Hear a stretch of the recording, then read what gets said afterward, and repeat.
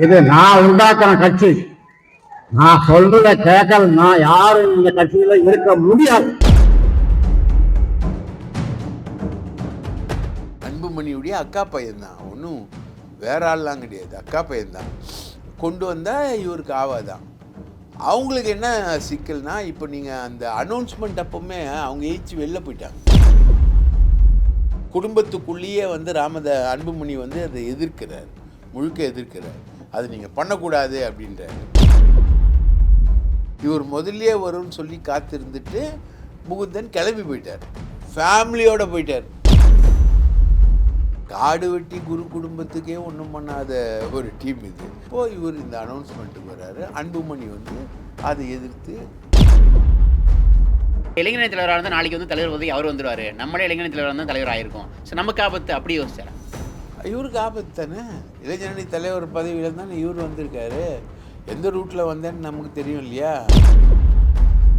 கட்சியை ஒருத்தர் உருவாக்கியிருக்கலாம், அதுக்குன்னு அவர் தான் உரிமையாளரா? அது ஒரு பொலிட்டிக்கல் பார்ட்டியா இல்லை ப்ரைவேட் ப்ராப்பர்ட்டியா? அதில் வந்து உயிர் எழுதி கொடுக்கறது, வாரிசை நியமனம் பண்ணுறது தமாஷா இல்லை இது. பாமக தலைவராகவே அன்புமணி தான் இருக்காரு. அப்படி இருக்கப்போ இளைஞரணி தலைவராக ஒருத்தர் வந்து அன்புமணியை காலி பண்ணிட முடியுன்ற அளவுக்கு அன்புமணிக்கு பயம் இருக்கா? ஆமாம், சொத்து இல்லை. அதிமுகவோட நீ வந்து கூட்டணிக்கு போனீன்னா ஜெயிலுக்கு போயிடுவேன். அண்ணாமலை அமித்ஷாட்ட சொல்ல, அமித்ஷா கூப்பிட்டு மாறிட்டார். அண்ணா நீ போகிறதுனா பிரச்சனை இல்லைண்ணா, உங்கள் அப்பா கூட போட்டோம், நீ வந்து ஜெயிலுக்கு போயிடுவேன் அப்படின்றது அமித்ஷாவோட கண்டிஷன். அந்த டாக்டர் ஐயா ராமதாஸை வந்து விட்டுட்டு அன்புமணிக்காக வன்னியர்கள் ஓட்டு போடுவாங்களா? ராமதாஸ்க்காக தான் ஓட்டு போடுவாங்க. இருக்கிற 4% வந்து 1% ஆகிடும். ஒரு குடும்பத்துக்குள்ளேயே எல்லாரையும் கொண்டு வர்றாங்க, வாரிசு அரசியல் அப்படின்ற ஒரு விமர்சனம் வந்து வரும், வாரிசுன்றது வரும். அதை தவிர்க்கிறதுக்கு அன்புமணி எதிர்த்து போராடுற மாதிரியும் ராமதாஸ் கொண்டு வர்ற மாதிரியும் ஒரு சீனை கிரியேட் பண்ணிவிட்டு, ஒரு விவாதத்தை கிரியேட் பண்ணிவிட்டு கொண்டு வராங்க, அவ்வளோதான். ஒன்னிந்திய அரசியல் நேர்களுக்கு வணக்கம். இன்றைய அரசியல் தரம் நிகழ்ச்சியில் நம்மோடு இணைந்திருப்பது மூத்த பத்திரிகையாளர் திரு நக்கீரன் பிரகாஷ் அவர்கள். சார் வணக்கம். வணக்கம். பாமகவோட பொதுக்குழு, அதில் வந்து தந்தைக்கும் மகனுக்கும் மேடையிலே சண்டை. ராமதாஸ் வந்து தன்னுடைய மூத்த மகள் காந்திமதியின் மகன் முகுந்தனை வந்து பாமக இளைஞரணி தலைவராக நியமிக்கிறார். அதுக்கு வந்து எனக்கு யாரும் துணைக்கலாம் வேணாம், இவன் வந்து கட்சிக்கு வந்து 4 மாதம் தான் ஆகுது, இவனுக்கு எதுக்கு பதவி கொடுக்குறீங்க அப்படின்னு அன்புமணி ராமதாஸ் சொல்கிறாரு. அதுக்கு ராமதாஸ் வந்து பிடிச்சா கட்சியார், பிடிக்காட்டி போ அப்படின்ட்டார். ஸோ என்ன நடக்குது? அதாவது இவங்க வாரிசு அரசியல் அப்படின்றது தான் வந்து திமுக மேலே வைக்கக்கூடிய மிகப்பெரிய விமர்சனம் வந்து வாரிசு அரசியல். ரெண்டாவது, இவங்க நடிகர்கள் அரசியலுக்கு வர்றதையும் மிக மோசமாக விமர்சிப்பாங்க. இப்போது அன்புமணி ராமதாஸோட பொண்ணே ஒரு படத்தை ப்ரொடியூஸ் பண்ணுது, சினிமாக்குள்ளே வராங்க. அப்போ கேள்வி கேட்குறாங்க, உங்கள் அப்பா வந்து இவ்வளோ எதிர்ப்பார், உங்கள் தாத்தா இவ்வளோ எதிர்ப்பார், இதுக்கு நீங்கள் என்ன? ஏங்க அவங்க எதிர்த்ததெல்லாம் பழைய விஷயங்க, வேறு விஷயம். ரஜினியை போய் நேரில் பார்த்து வந்தாங்க. ரஜினியை போய் நேரில் இப்போ வந்து நான் படம் தயாரிக்க வந்துட்டேன் அப்படின்றது தான். இப்போது திமுக விமர்சிக்கும் போது உதயநிதி வந்து மன்னராட்சி, வாரிசு அரசியல், அப்படி ஆஹா ஓ ஈகோன்னு. வெக்கமாக இல்லை உங்களுக்கெல்லாம்? வெக்கமாக இல்லை? நான் வந்து உன்னை செக்ரட்டரியேட்டில் நான் பார்க்கணும், வந்து சந்திக்கணுமா, உன்னை சந்திக்கணுமா? வெக்கமாக இல்லை? இதெல்லாம் வந்து ஒரு, அதாவது ஒரு பெரிய நிலக்கிழாறு கிராமத்தில் அவர் வந்து ஏழை விவசாயிகளை பார்த்து பேசுகிற பேச்சோட அந்த துணி இருக்குல்ல, 10 தலைக்கட்டு கூட இல்லாத நீங்கள் அப்படின்ற அந்த மாதிரி பேசக்கூடிய ராமதாஸ் அவர் வந்து இன்னைக்கு அவருடைய மூத்த மகள் ஸ்ரீகாந்தி என்கிற காந்திமதியுடைய மகனை முகுந்தனை வந்து இவர் வந்து ராமதாஸ் வந்து தலைவராக, இளைஞரணி தலைவராக அறிவிக்கிறாரு. அதுக்கு முன்னாடி அந்த பதவியிலிருந்து ஜி.கே. மணியுடைய பையன் தமிழ்குமரன் அவனுடைய பதவியிலேருந்து அவர் வேற எங்கேயோ போயிட்டார், அவர் சினிமா தயாரிப்பு சைடில் வந்துட்டார். அதனால் அவர் போனதுனால இவரை கொண்டு வராங்க. அவர் அனௌன்ஸ் பண்ணும்பொழுதே வந்து இந்த பையன் வந்து அன்புமணிக்கு உதவியாக இருப்பான், அன்புமணிக்கு எல்லாம் செய்வான் அப்படின்னு சொல்லிட்டு சொல்கிறாரு. உடனே அன்புமணி எனக்கு அதெல்லாம் வேணாம் அப்படின்றாரு.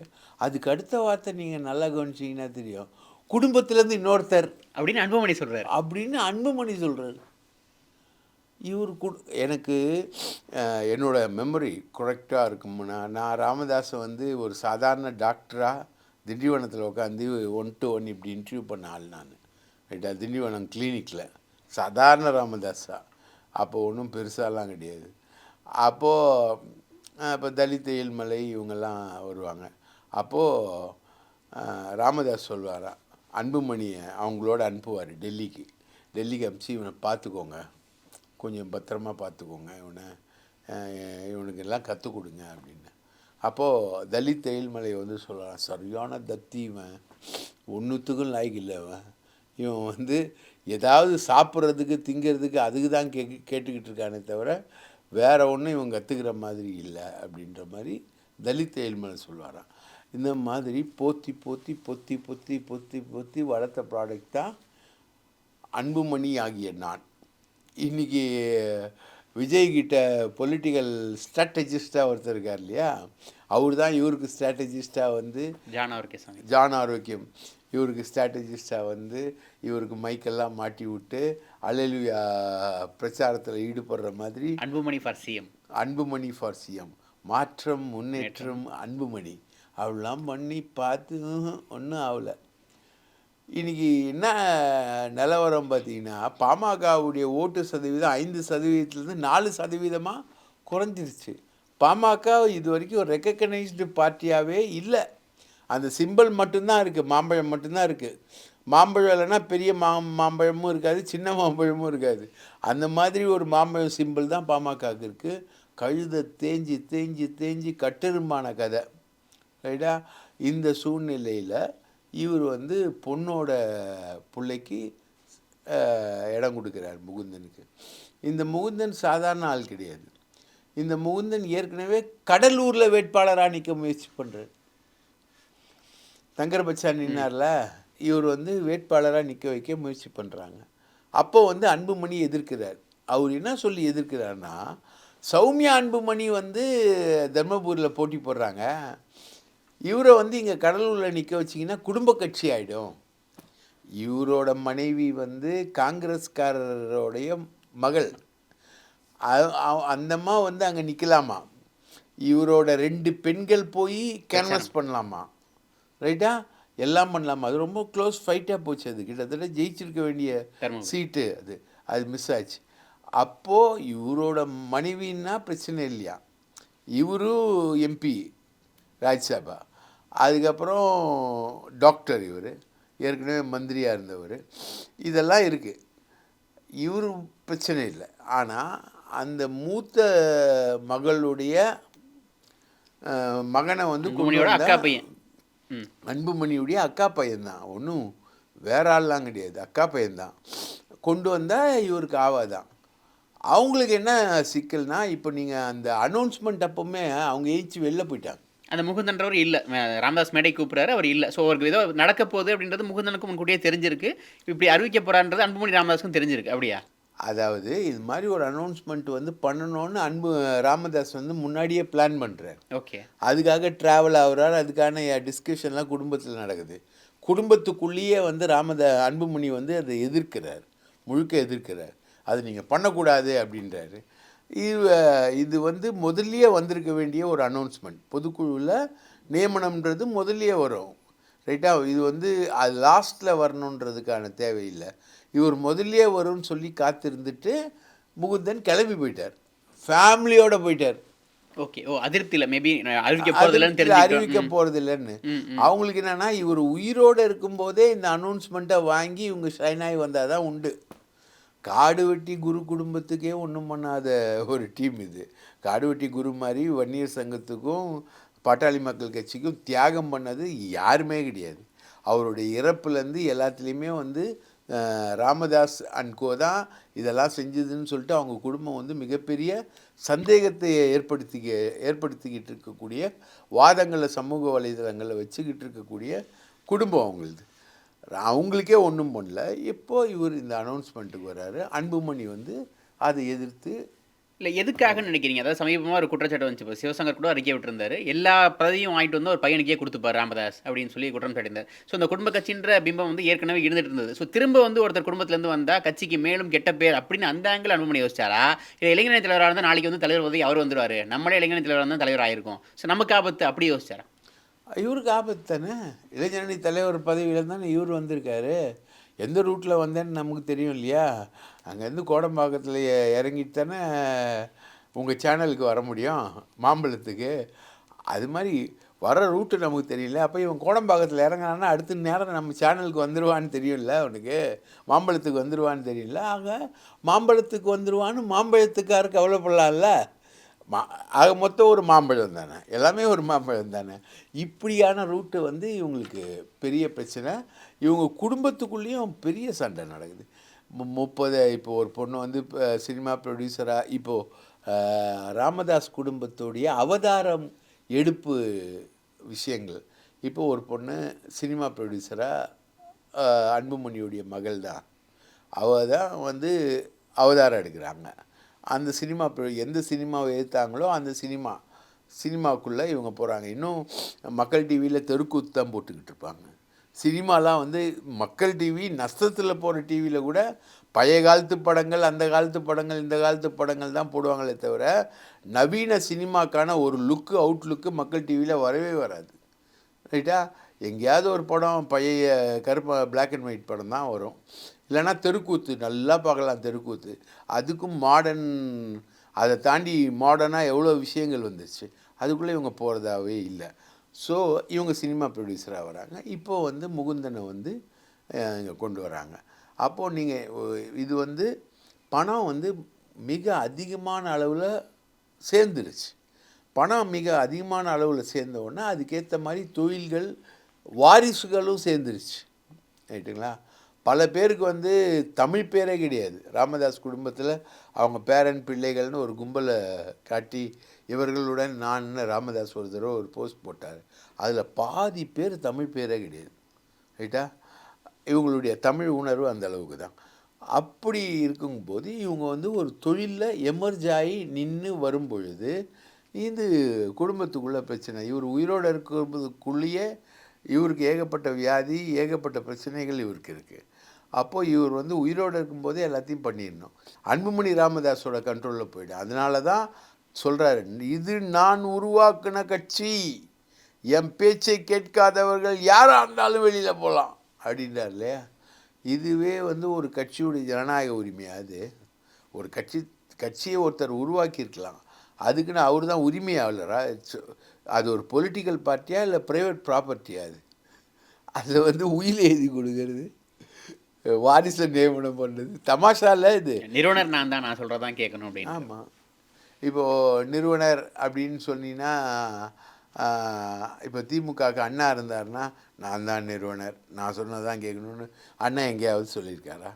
எம்ஜிஆர் இருந்தார், நிறுவனர் அவர், நான் தான் நிறுவனர், நீங்கள் யாரோ கேட்கணுமா? கடைசியில் ஜெயலலிதாவுக்கும் எம்ஜிஆருக்கும் பிரச்சனை வரும்பொழுது அவர் வந்து ஜெயலலிதாவை நிராகரிக்க சொல்லி எல்லாருக்கிட்டையும் உத்தரவு போடும்பொழுது அவருக்கு உடல்நிலை சரியில்லாத சூழ்நிலையினால் அந்த உத்தரவு கேரி ஆகலை. அதுதான் எம்ஜிஆரோட நிலவரம். ஸோ இது வந்து அன்டெமோக்ராட்டிக், இந்த மாதிரி ஒரு ஜனநாயக விரோதமான ஒரு பாமக தலைவராகவே அன்புமணி தான் இருக்காரு. அப்படி இருக்கப்போ இளைஞரணி தலைவராக ஒருத்தர் வந்து அன்புமணியை காலி பண்ணிட முடியுன்ற அளவுக்கு அன்புமணிக்கு பயம் இருக்கா? ஆமாம், சொத்து இல்லை. இப்போது நீங்கள் வந்து அந்த சொத்துக்குள்ளே எப்படி, அந்த ஃபேமிலிக்குள்ளே சொத்து எப்படி ஷேர் ஆகிருக்கு? அன்புமணிக்கிட்ட ஒரு கணிசமான அமௌண்ட் இருக்கும். அவர் மேலே தான் மெடிக்கல் காலேஜுக்கு அனுமதி கொடுத்த இந்தூரில் சிபிஐ வழக்கு வந்து அன்புமணி மேலே தான் இருக்குது. அன்புமணி தான் பதவிகளை எல்லாத்தையுமே அனுபவித்தவர். ரைட்டா? தலித் மலை கொஞ்ச நாள் தான் மந்திரியாக இருந்தார், பாக்கி எல்லா டைம்லேயும் அன்புமணி தான் எல்லாத்தையுமே அனுபவித்தார். அது எம்பி பதவியாக இருக்கட்டும், மற்ற பதவியாக இருக்கட்டும். இன்றைக்கி பிஜேபி அலையன்ஸில் இருக்கார். எம்பியாக இருக்கார். பல விஷயங்கள், பல கான்ட்ராக்டுகள், பல பணப்போக்குவரத்துகள் எல்லாத்தையுமே அன்புமணி தான் மேற்கொள்ள முடியும். ராமதாஸ் பண்ண முடியும். ஆனால் இவ்வளோ நாள் தந்தை சொல்லை தட்டாத அன்புமணி எப்போ பார்த்தாலும் ஐயா ஐயா ஐயா எங்கே போனாலும் ஐயா தான் சொல்லுவார். ப்ரெஸ் மீட்டில் கூட ஐயா தான் சொல்லுவார். அப்படி இருக்கப்போ இன்னைக்கு ராமதாஸோட சரிக்கு சம சண்டை போடுறாரு. ராமதாஸ் வந்து அறிவிக்கிறப்ப இல்லை எனக்கு வேணாம் அப்படிங்கிறாரு. ராமதாஸ் பேசிட்டு இருக்கப்போ நான் பனையூர் வந்து புதுசாக ஒரு கட்சியில் வந்து தொடங்கியிருக்கேன், நீங்கள் யாராவது வந்து பார்க்குறாங்க என்னைய பாருங்க அப்படின்றாரு. ஸோ கிட்டத்தட்ட பாமக உடைக்கும் மனநிலைக்கு அன்புமணி வந்துட்டாரா? ரெண்டா உடையுதா பாமக? நீங்கள் சொன்னது தவறான செய்தி. ஒன்று என்னன்னா, அன்புமணி வந்து என்றைக்கும் ராமதாஸ் பேச்சு தான் கேட்பாருன்றது இல்லை. இல்லை, இது ஆஃப் த ரெக்கார்டாக நடந்திருக்கலாம். நான் சொல்கிறது ஆன் த ரெக்கார்டு, மீடியா ஆட்கள் முன்னாடி மற்றவங்க முன்னாடி கேட்க. அது கரெக்ட், அது கரெக்ட். ஆஃப் த ரெக்கார்டில் என்ன நடந்ததுன்றதை நான் சொல்கிறேன். இது உங்கள் பார்ட்டு, இது எம் பார்ட்டு. ஆஃப் த ரெக்கார்டு வந்து எம் பார்ட்டு, ஆன் த ரெக்கார்டு உங்கள் பார்ட்டு. ஆன் த ரெக்கார்டில் அப்படி தான் பேசுவாங்க. ரைட்டா? ஆன் த ரெக்கார்டில் இன்னைக்கு ஆன் த ரெக்கார்ட்லேயே பேசிட்டாருன்றதான் பிரச்சனை. ஆன் த ரெக்கார்டில் ராமதாஸ் வந்து அன்புமணியை எதிர்த்து பேசுகிறாரு. ஆனால் அன்புமணி கம்முன்னு தானே இருக்கார். இல்லை, உடனே சொல்கிறாரு எந்திரிச்சு மைக்கை வாங்கிட்டு புதுசாக ஒரு அலுவலகம் தொடங்கியிருக்கேன், அங்கே வந்து பாருங்க அப்படின்னா அதுக்கு என்ன அர்த்தம்னு நினைக்கிறீங்க? அது வந்து மறைமுகமாக தானே கூட அப்போ கூட சொல்கிறாரு. நீங்கள் வந்து ராமதாஸ் பேச்சை நிராகரியுங்கள், இவர் கட்சியை அழிக்க பார்க்கிறார், இவருக்கு வயதாகிவிட்டது, நினைவும் தப்பிவிட்டது, இவர் சொல்வது எதுவுமே சரியில்லை, இவரது வழியில் போனால் பாமக அழிந்து விடும் அப்படின்னு அன்புமணி சொன்னாரா? இல்லை, அதுக்கான அர்த்தம் தானே அந்த பேச்சு. நீங்கள் இன்டர்ஃபியர் பண்ணிக்கிறீங்க, நீங்கள் உங்கள் பர்சனலாக இன்டர்ஃபியர் பண்ணுறீங்க. ஆனால் அர்த்தம் அது மாதிரி எதுவுமே சொல்லி அவர். ஆனால் ஆஃப் த ரெக்கார்டில் இதை விட மோசமாக நடந்திருக்கு. ராமதாஸ் வந்து அதிமுகவோட போகணுன்னு தான் போன பார்லிமெண்ட் தேர்தலில் விரும்புகிறார். அதுக்காக ஒரு பெரிய அமௌண்ட் வந்து சிவி சண்முகம் மூலமாக வாங்கப்படுது. பேச்சுவார்த்தை எல்லாம் முடிஞ்சிச்சுன்னு எதிர்பார்க்கப்பட்டப்போ பெரிய அமௌண்ட்டும் வாங்கப்படுதுன்னு செய்திகள் வெளியில் வந்தது. ரைட்டா? ஸ்வீட் பாக்ஸஸ் நம்ம வந்து பார்க்கல எவ்வளோ அமௌண்ட் வாங்குறாங்கன்னு. இந்த தேமுதிகவும் பாமகவும்லாம் வந்து எப்போவுமே ஸ்வீட் பாக்ஸஸ் வந்து நிறைய வாங்குவாங்க. தேர்தல் நேரத்தில் ரெண்டு பேரும் ரெண்டு கட்சிகளுக்கும் வீட்டுக்கும் நிறைய ஸ்வீட் பாக்ஸாக வரும். அது என்ன வருதுன்றது நமக்கு தெரியாது, நிறைய வரும். பழம் நழுவி பாலில் விழுந்ததுன்னு ஒரு கலைஞர், ஹைதராபாத்தில் ஒரு பேச்சுவார்த்தை நடக்கும் கலாநிதி மாறனோட, அது நழுவி வாயில் விழுந்ததுன்னுவாங்க. இங்கே ஜெயலலிதாவோட சந்திப்பு நடக்கும். இது மாதிரி நிறைய நடக்கும். ஸோ ஸ்வீட் பாக்ஸ் எல்லாம் வாங்கிட்டாங்க, எல்லாமே ரெடி, எல்லாமே கிளியராக இருக்குது.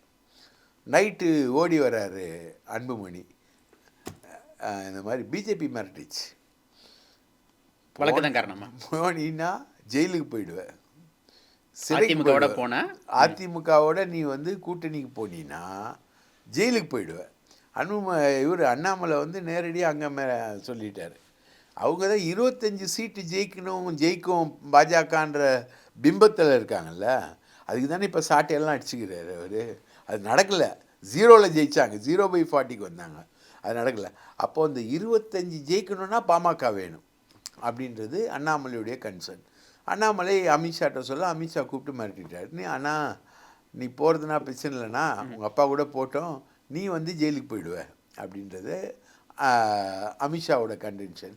அப்போது நைட்டோட நைட்டாக வந்து ராமதாஸோட பயங்கரமாக சண்டை போட்டு வாங்கின ஸ்வீட் பாக்ஸ் எல்லாம் இருந்தாலும் அப்படியே இன்றைக்கி வரைக்கும் இருக்குது அந்த ஸ்வீட் பாக்ஸ். திருப்பி கொடுக்கலையா? அதெல்லாம் கூட ஒன்ஸ் உள்ளே வந்தால் வெளிலெல்லாம் போகாது, அதெல்லாம் அப்படியே தான் இருக்குது. வச்சுக்கிட்டு இவங்க வந்து பிஜேபி அலையன்ஸ் போகிறாங்க. ஏடிஎம்கேக்கு சொல்லிடுறாங்க இந்த மாதிரி டிஸ்அட்வான்டேஜஸான சிச்சுவேஷனு, இந்த மாதிரி கேஸ் இருக்குது அன்புமணி மேலே, அதை வச்சு மிரட்டிட்டாங்க, வேறு வழி இல்லை, அதனால் போகிறாங்கன்னா இது வந்து கண்ணீரும் கம்பளையுமா நடந்த ஒரு கண்ணீர் காவியம். ராமதாஸ்க்கு அதில் உடன்பாடு இல்லை, ராமதாஸோட உடன்பாடு இல்லை, பாஜகவோட போகிறதுல உடன்பாடு இல்லை. ஏன்னா ஏடிஎம்கே 10.5% இடஒதுக்கீடு கொடுத்துருக்காங்க இல்லையா, அதை வச்சு அப்படியே ட்ராவல் பண்ணி அந்த 10.5% தூக்கி பிடிச்சி வன்னியர்கள் மத்தியில் தான் ஒரு ஹீரோ ஆயிடலாம் அப்படின்றது தான். இப்போ அப்படி செய்யாதனால என்ன வந்துச்சு, 5% அந்த பாமக 4% ஆகிப்போச்சு. ரைட்டா? இது ஒரு நெருடல் அவருக்கு. ஸோ இந்த தமிழகத்தோட அரசியல் வந்து எப்படி தீர்மானிக்கப்படுது பாரு. கூட்டணியே வந்து ஒரு பஞ்சாயத்தா, அப்பா ஒரு லைனு, புள்ள ஒரு லைனு, ரெண்டு பேருக்கும் இடையில் இருக்க line, case, arrest, sweet box, இப்படி விதவிதமாக வந்து தீர்மானிக்கப்படுது. அப்போது இதெல்லாமே வந்து இப்போது அன்புமணி வந்து தம்பி, ரைட்டா, அக்காவுக்கும் தெரியும்ல, 2 சகோதரிக்கும் தெரியும்ல, அப்பாவோட பணம் என்ன, கட்சி அன்புமணி சம்பாரித்த பணம்னா அது எப்படி வந்தது, எப்படி அக்கௌண்டபிள் ஆச்சு, தைலாபுரம் தோட்டம் எப்படி இருந்தது, அது எப்படி எவ்வளோ பெரிய தோட்டமாக மாறிச்சு, கர்நாடகாவில் சில சொத்துக்கள் இவங்க பேர்லேயே இருக்குது, அப்படி தான் சொல்லப்படுது. அந்த மாதிரி சொத்துக்கள்லாம் எப்படி, இதுக்கெல்லாம் எப்படி மேனிப்புலேஷனு, இது எல்லாத்தையுமே நிர்வாகம் பண்ணுறதுலேயும் வித்தியாசமான விஷயங்கள் இருக்கும் இல்லையா? அந்த வித்தியாசமான விஷயங்களில் ஏற்பட்ட மோதல் தான் இது. சரி, இப்போ இந்த 4 எம்எல்ஏக்கள் இருக்காங்க இப்போ பாமகக்கு. இப்போ அருள் கூட என்ன சொல்கிறாருன்னா, பாமக எம்எல்ஏ அருள் சொல்கிறாரு, இது ரொம்ப சகஜம், நாங்கள் சரியாயிடுவோம் சாந்தத்துக்குள்ளே அப்படின்ற மாதிரி அவர் சொல்லியிருக்காரு நினைக்கிறேன். ஸோ இந்த 4 எம்எல்ஏக்கள் யார்கிட்ட போகிறாங்க அப்படின்ற ஒரு கேள்வி எழுது. இப்போ ஜிகே மணி நீண்ட வருஷமாக ராமதாஸ் அவர்களோட இருக்காங்க. இப்போ அருள் போன்றவர்கள்லாம் வந்து அன்புமணி ராமதாஸ் பக்கம் போக வாய்ப்பு இருக்குன்ற மாதிரி தெரியுது. ஸோ இந்த 4 எம்எல்ஏக்கள் எப்படி பிரிவாங்க, அடுத்து என்ன போகுது, பாமக கட்சி பேர் யாருக்கு வரப்போகுது, சின்னம் யாருக்கு வரப்போகுது, பாஜக அதில் என்ன ரோல் ப்ளே பண்ண போகுது அப்படின்னு பல கேள்விகள் வருது. இது வரைக்கும் அந்த மாதிரி எந்த அனௌன்ஸ்மெண்ட்டும் வரல. ரைட்டா? நீர் அடித்து நீர் விலகாது. ஒரு தண்ணி அடித்து இன்னொரு தண்ணி விலகவே விலகாது. ரைட்டா? இவங்க வந்து அன்புமணி போர்க்கொடி தூக்கி பண்ணுறதுக்கான விஷயங்கள் எதுவுமே இல்லை. ஒருவேளை அப்படி நடந்தா இஃப் இட் இல்லை சார், அது அவமானமாக பார்க்கல. அவர் முன்னாள் மத்திய அமைச்சர், இன்னைக்கு வந்து பாமகவோட தலைவராக இருக்காரு. அவர் வந்து சொல்கிறாரு முகுந்தனை கொண்டு வரேன்னு ராமதாஸ் சொல்கிறப்ப இல்லை எனக்கு யாரும் வேணாம் அப்படின்றாரு. இது நான் உருவாக்கின கட்சி அப்படின்னு ராமதாஸ் சொல்கிறாரு. அப்படி பேசிக்கிட்டே இருக்கப்போ வந்து சரி அது சரி அது சரி அப்படிங்கிறாரு. என்ன அது சரி பிடிக்காட்டி கட்சி விட்டு போ அப்படின்றாரு. அப்போ இவர் வந்து நான் பனையூரில் தனி அலுவலகம் ஆரம்பிச்சிருக்கேன் அப்படின்றாரு. இதெல்லாம் பார்க்குறப்ப இதுக்கு மேலேயும் ஒட்டுவாங்கன்னு நினைக்கிறீங்களா? நீர் அடிச்சு நீர் விலகாதுன்றீங்களா? ஆமாம், ஒட்டுவாங்க. சொன்னது யாருப்பா? ஆஃப்டர் ஆல் அவங்க அப்பா தானே. என்னப்பா இது? இல்லை, அப்போ இருக்க அன்புமணிக்கு இது சொல்லியிருந்தா வேற. இப்போ வந்து முன்னாள் மத்திய அமைச்சர் ப்ளஸ் வந்து பாமகவோட தலைவராக இருக்காரு. இந்த அன்புமணிகிட்ட வந்து மேடையிலேயே வந்து ஒரு ராமதாஸ் ராமதாஸ் வந்து தமிழகத்தோட மிக பெரிய அரசியல் தலைவர். அதில் யாருக்கும் மாட்டுக்கிறது மிகப்பெரிய அரசியல் தலைவர், மிகப்பெரிய தத்துவ ஞானி. தந்தை பெரியாருக்கு அப்புறம், அண்ணாக்கு அப்புறம், கலைஞரோட மறைவுக்கு அப்புறம், ஜெயலலிதாவோட மறைவுக்கு அப்புறம் தமிழக அரசியலின் திசை வழியை தீர்மானிக்கக்கூடியவர் ஐயா டாக்டர் ஐயா ராமதாஸ். இப்படி தானே? அப்போது அந்த டாக்டர் ஐயா ராமதாஸை வந்து விட்டுட்டு அன்புமணிக்காக வன்னியர்கள் ஓட்டு போடுவாங்களா? ராமதாஸ்க்காக தான் ஓட்டு போடுவாங்க. இருக்கிற 4% வந்து 1% ஆகிடும். இல்லை, அங்கேயே கோஷம் வந்து மாற்றி மாற்றி போடுறாங்க. ஐயா வாழ்கன்னு சில பேர், சின்ன ஐயா வாழ்கன்னு சில பேர், ராமதாஸ் வாழ்கன்னு சில பேர், அன்புமணி ராமதாஸ் வாழ்கன்னு சின்ன பேர். சின்னையா வாழ்கன்னு கோஷம் போட சொல்லி கொடுத்ததே ஐயா தானே. இல்லை, இப்போ இருக்க கரண்ட் சினாரியோ கேட்குறேன். இது ட்ராமா. எதுக்காக இந்த ட்ராமான்னு நினைக்கிறீங்க? இதுக்காக இந்த ட்ராமா இருக்குன்னு நினைக்கிறேன்னா, இப்போ அவரை கொண்டு வந்தால் ஒரு குடும்பத்துக்குள்ளேயே எல்லாரையும் கொண்டு வராங்க, வாரிசு அரசியல் அப்படின்ற ஒரு விமர்சனம் வந்து வரும். வாரிசுன்றது வரும். அதை தவிர்க்கிறதுக்கு அன்புமணி எதிர்த்து போராடுற மாதிரியும் ராமதாஸ் கொண்டு வர்ற மாதிரியும் ஒரு சீனை கிரியேட் பண்ணிவிட்டு, ஒரு விவாதத்தை கிரியேட் பண்ணிவிட்டு கொண்டு வராங்க. அவ்வளோதான். திரும்ப எப்படியும் கொண்டு வந்துருவாங்கன்றீங்களா? அவரை முகுந்தனை கொண்டு வந்துடுவாங்க. அறிவிச்சிட்டார், ராமதாஸ் அறிவிச்சார். அதை அன்புமணி ஏற்றுப்பார். இதுக்குள்ளே பிளவு என்பது வராது. சப்போஸ் பிளவு வந்ததுன்னா ராமதாஸ் வந்து ஏடிஎம்கே அலையன்ஸோடு போயிடுவார், அன்புமணி வந்து பிஜேபி அலையன்ஸோடு போயிடுவார். இதில் சப்போஸ் ஏடிஎம்கேயும் பிஜேபியும் ஒன்றா அலையன்ஸ் வந்ததுன்னா தனித்தனியாக பிரிச்சுப்பாங்களா தொகுதி பண்ணிட்டு?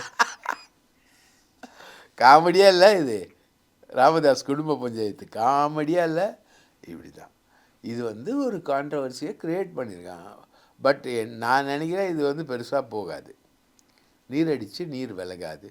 ஆனால் அப்படி விலகிச்சுன்னா அது தமிழக அரசியலில் ஒரு பெரிய மாற்றத்தை கொண்டு வராது. அதனால் ஒரு மாற்றமும் இருக்காது. ஒரு செய்திகளுக்கு ஒரு தீனியாக இருக்குமே தவிர வேறு ஒன்றும் வராது. அதிமுக பாஜக சேர்ந்தா எப்படி? இன்னொன்று என்ன ஆயிருக்குன்னா, பனையூருன்றது தமிழகத்தோட அரசியல் கேந்திரம் ஆயிடுச்சு. விஜய் ஏற்கனவே பனையூரில் இருக்கார். இவரும் பனையூருக்கு போகிறாருன்னா இன்னும் வேறு யாராவது புதுசாக கட்சி ஆரம்பித்து பண்ணால் அவங்களும் பனையூர் அப்படின்னா பனையூர் வந்து எதிர்காலத்தில் ரொம்ப முக்கியமான இடமாயிடும் போல இருக்காரு. சரி, ஒருவேளை நீங்கள் சொல்கிற மாதிரி ஒன்று சேர்ந்துட்டா கூட, பட் இது நீண்ட நாள் அப்படியே நீடிக்குமா அப்படின்ற ஒரு பேச்சு வரும்ல சார்? அதெல்லாம் வரும், நீடிக்கும். இவ்வளோ நாள் நீடிச்சுட்டு தானே இருந்தது. அவங்க குடும்பத்துக்குள்ளே இருக்க பஞ்சாயத்து தானே. இது எப்படி வந்து ஒரு முக்கியம். ஆனால் இதில் என்ன கேவலம்னா, நீங்கள் வந்து இனிமேப்பட்டு வாரிசு அரசியலை பற்றியோ மற்ற விஷயங்களை பற்றியோ பேச முடியாது. ரைட்டா? உங்கள் குடும்பத்துக்கான கட்சின்றது இது ப்ரூஃப் ஆகுது.